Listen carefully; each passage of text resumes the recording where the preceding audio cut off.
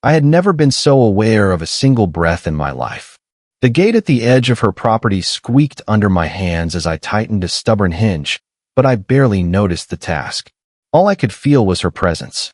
Elena leaned against the doorway, arms crossed, one foot tapping lightly against the wooden floor. She was effortless in her poise, mid-40s and yet luminous, every line of her face carrying quiet strength and a hint of something tender, almost unreachable. I couldn't help stealing glances at her, at the way the light caught her hair, the faint crease of her smile that didn't quite reach her eyes. "You're taking your time," she said, her voice soft but teasing. I felt it settle in my chest, a warmth that made my hands momentarily slip on the hinge. "Just making sure it's solid," I muttered, trying to sound nonchalant, though my eyes refused to leave her. She moved closer, and the air between us thickened without a word. Her hand brushed mine, not intentionally, I think, but the spark it left behind made my pulse skip. The hinge forgotten, I could only focus on the subtle shift in her weight, the way her perfume seemed to hang in the space between us, light and intoxicating.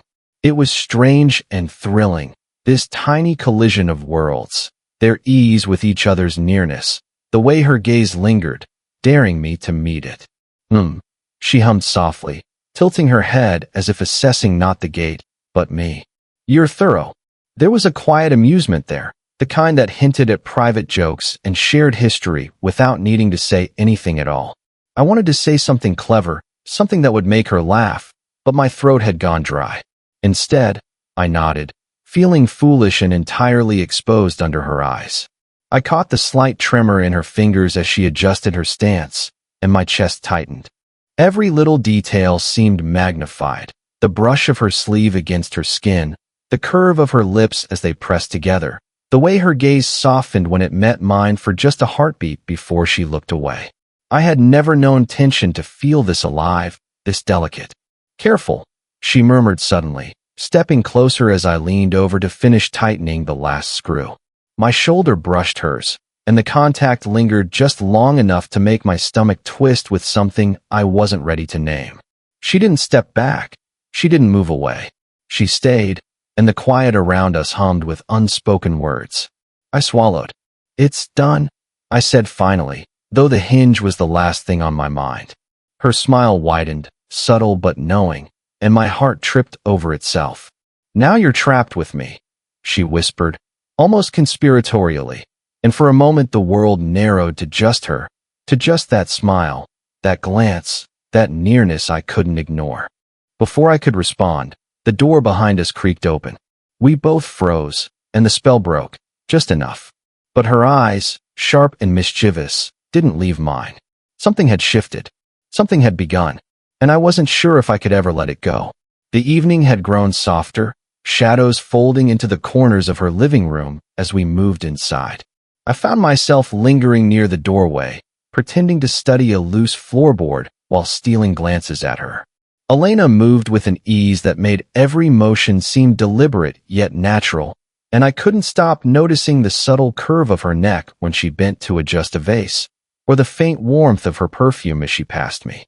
"I didn't expect you today," she said, voice low, casual, but I could hear the tension beneath it, the same kind of restrained curiosity I felt in myself.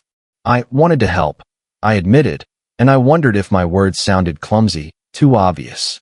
I had always been careful in my relationships, brief, polite, never lingering, but something about her made me reckless.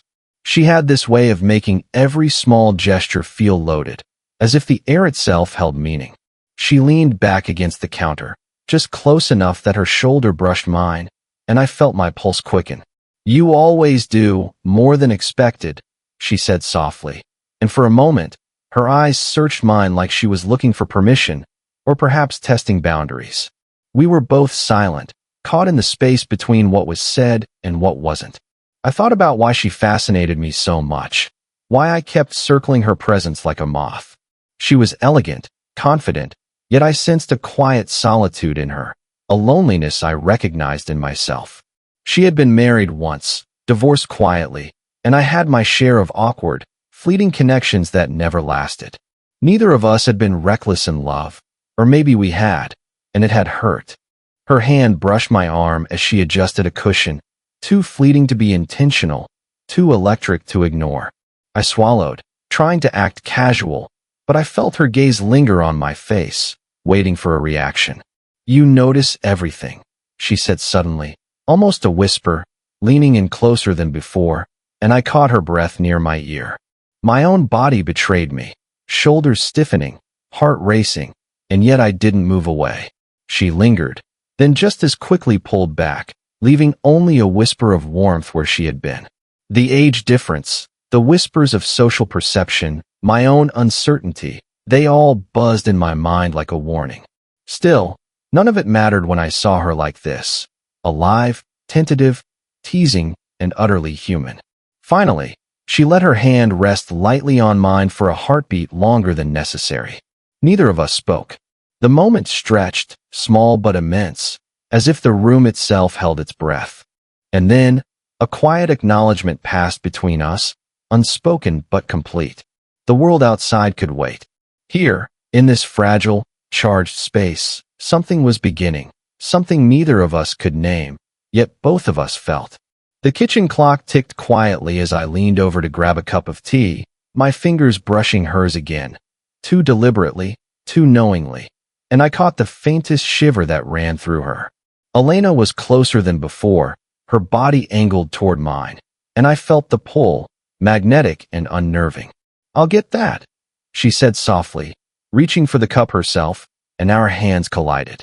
The contact lingered a heartbeat too long, fingers almost entwining, before we each jerked back, pretending casualness.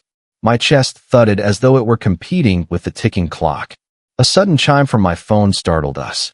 I glanced down, a text from a friend asking if I'd be home for dinner. I nearly laughed at the timing. It was absurdly mundane against the tension pressing between us. Elena's gaze followed mine, her lips slightly parted, and I wondered if she noticed the way my pulse betrayed my attempt at control. "I should probably," I started, voice low, hesitant. "No," she interrupted, her hand brushing mine again as she steadied the cup.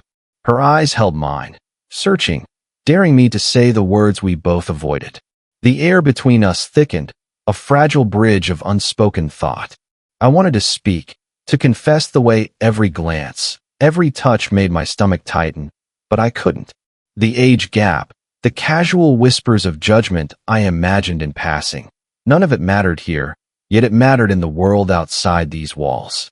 Still, proximity had a way of unraveling restraint.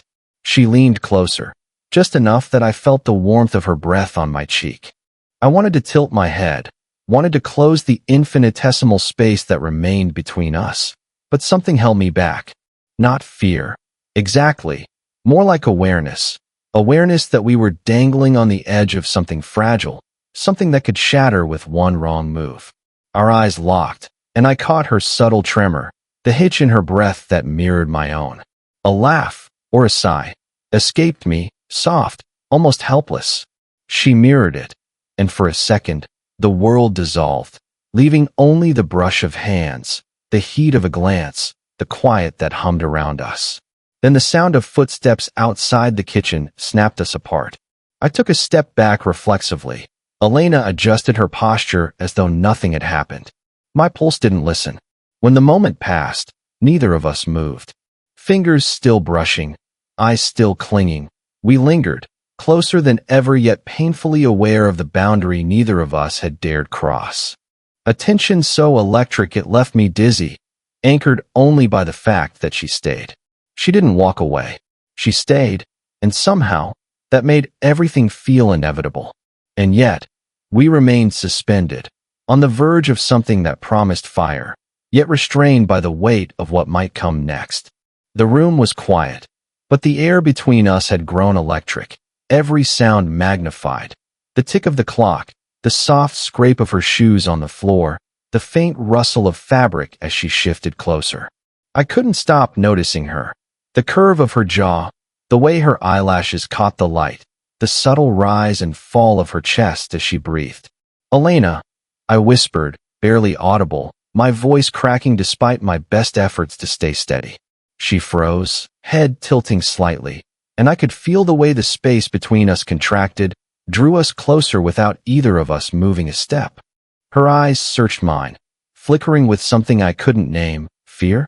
Longing? Both? She exhaled slowly, and I saw the tiniest tremor of vulnerability pass over her features. I started again, heart hammering, but the words faltered.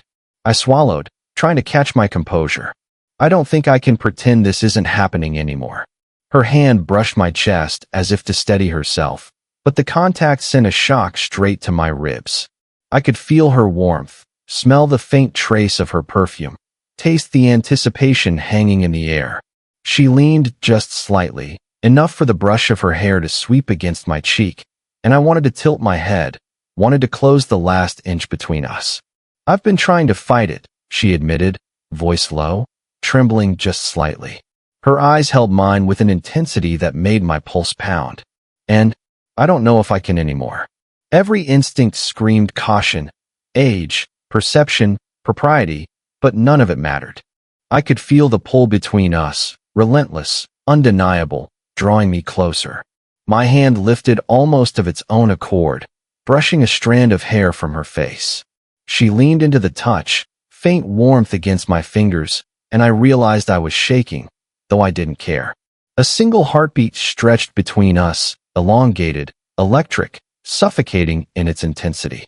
I wanted to speak, to confess every forbidden thought, every stolen glance, every fleeting dream I'd tried to suppress.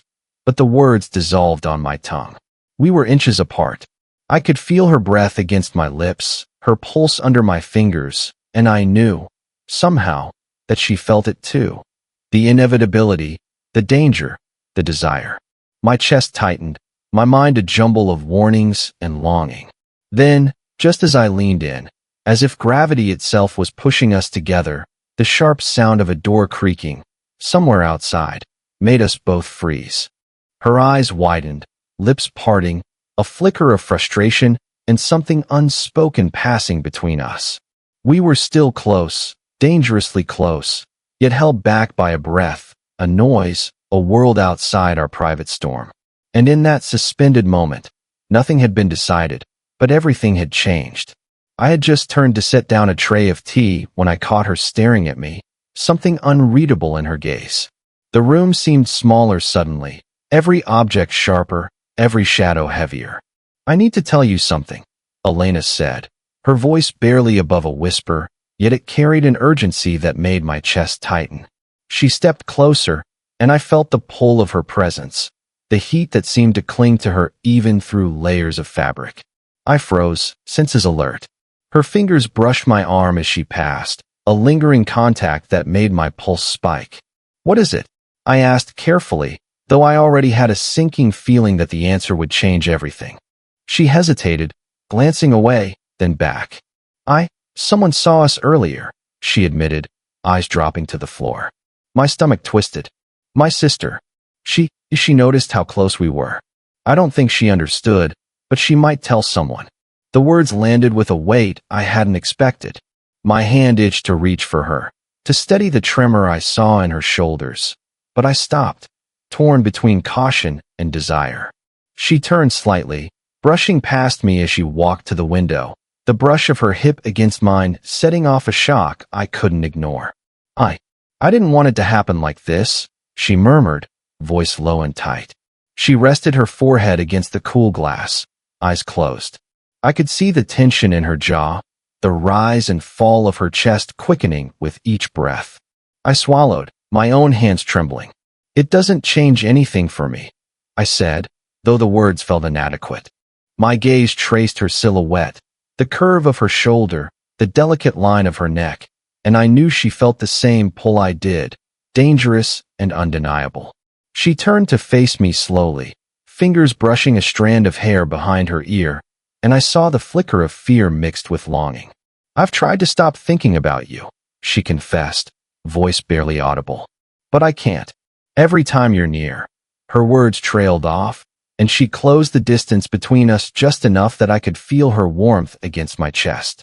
The room seemed to shrink again, every sound muted except for the rapid thrum of my own heart. The air between us carried the weight of secrecy and risk, a heady mixture that made it impossible to think clearly. Every glance, every accidental touch, seemed magnified, and I realized that neither of us could retreat anymore. Her breath brushed my collarbone as she stepped closer, nearly colliding with me, yet pulling back just enough to keep the tension unbearable. I wanted to close that gap, wanted to claim the moment, but I held back, aware of the risk and yet unable to resist. Finally, she lifted her eyes to mine, a silent question burning in her gaze. I didn't speak. I didn't need to. In that suspended second, the choice was ours, and the inevitable pull toward each other was stronger than fear, stronger than hesitation. And I knew we were both standing on the edge of something we could no longer deny. The room felt smaller than ever, walls closing in as if the world had shrunk to just the two of us. Elena stood mere inches away, her eyes searching mine with a mixture of longing and hesitation that mirrored my own. I could feel the warmth radiating from her, subtle and intoxicating, and every instinct screamed to close the distance. I can't pretend anymore, I whispered, voice low, trembling slightly. She tilted her head, the soft glow of the lamp catching the curve of her jaw, and I wanted to memorize every detail. Her fingers brushed mine, not deliberately, but with enough contact to make my pulse spike. I caught the small tremor in her hand, the hitch in her breath, the quiet surrender in the way she leaned just slightly toward me. "We shouldn't," she murmured, but her voice wavered, betraying the very words she tried to speak. Her eyes flickered to my lips and back again, a silent question burning in the space between us. I swallowed hard, feeling my own restraint fracture. "I know," I admitted, heart hammering, "but I can't stop myself, not when it feels like this." She exhaled, soft and uneven, and closed the final inch between us. Our bodies were nearly touching, just a whisper apart, and the air itself seemed charged, vibrating with the tension we had carried for weeks. Her hand found my shoulder, steadying herself, yet I felt her leaning into me, tentative but deliberate. For a long moment, we stayed like that, breath mingling, hearts racing, neither willing to speak, both willing to surrender. Every hesitation, every fear, every boundary dissolved in that silent acknowledgement of what we wanted and what we could no longer deny. "I don't care," she finally whispered, her voice so low it could have been a thought rather than a sound. "I just don't want to lose this." The words were all the permission I needed. I closed the final distance, brushing a hand along her neck, lifting a stray strand of hair, feeling the warmth of her skin against my fingers. Her eyes fluttered closed, and I felt the slightest tremor of relief and desire pass through her. We didn't need more words. The tension that had stretched between us for weeks, the glances, the touches, the pauses filled with unspoken meaning, collapsed in that one shared breath. For the first time, everything was clear, what we felt, what we wanted, and what we could give each other without pretense or hesitation. And in that closeness, so intimate and human, we understood each other fully. Not the rules, not the whispers outside this room, not the age or fear, but us, raw, unguarded, undeniable. The moment hung there, suspended in the quiet, heavy with everything we hadn't dared to say. But for the first time, nothing else mattered. The afternoon light spilled gently through the curtains, casting a soft glow over the quiet room. Elena and I sat side by side on the sofa, shoulders brushing, hands tentatively finding each other, and then holding, as if discovering a rhythm we had both been craving. The tension that had built for weeks, the hesitations, the stolen glances, the unspoken fears, had softened into something entirely human. Trust, warmth, and the slow, steady hum of connection. I brushed a hand along her arm, feeling the familiar tremor of her fingers curl around mine. She leaned against me just slightly, a small, contented sigh escaping her lips, and I realized I had never wanted this closeness more. "You're really here," she whispered, voice quiet, but not uncertain. Her forehead pressed briefly against mine, just enough to feel her warmth and the steady rhythm of her heartbeat. I am, I replied, resting my head against hers, letting the weight of weeks of longing settle between us. No words could carry what we had already understood in touches, pauses, and glances. The age gap, the doubts, the imagined whispers from the world outside, they all felt insignificant now, trivial against the certainty of this moment. We laughed softly at nothing, the kind of quiet, easy laughter that comes only after tension has been broken. She brushed a stray strand of hair from my face, our fingers lingering, and I felt a wave of relief and joy I hadn't known I could feel. Minutes passed like hours, yet time felt irrelevant. Her head rested against my shoulder. My arm encircled her, gentle but protective. The world beyond the walls of the room seemed distant, almost imagined, as if we had carved out a small sanctuary where only we existed. I think we finally understand each other, she murmured, a faint smile playing at her lips. I nodded, pressing a brief kiss to her temple, savoring the softness of her hair against my lips. Yes, I said simply. Completely. We stayed like that, hands intertwined, hearts settling into a quiet harmony, neither rushing nor pulling away. The hesitation, the fear, the unspoken rules, all of it had dissolved. What remained was real, tender, and undeniably ours. The room hummed with contentment, a peaceful conclusion to something that had begun with curiosity, tension, and a hint of danger. At last, there was clarity, warmth, and the kind of intimacy that didn't need to be spoken to be understood. And as we leaned into each other, I realized that the story had only just begun, but the moment, here and now, was everything. 20.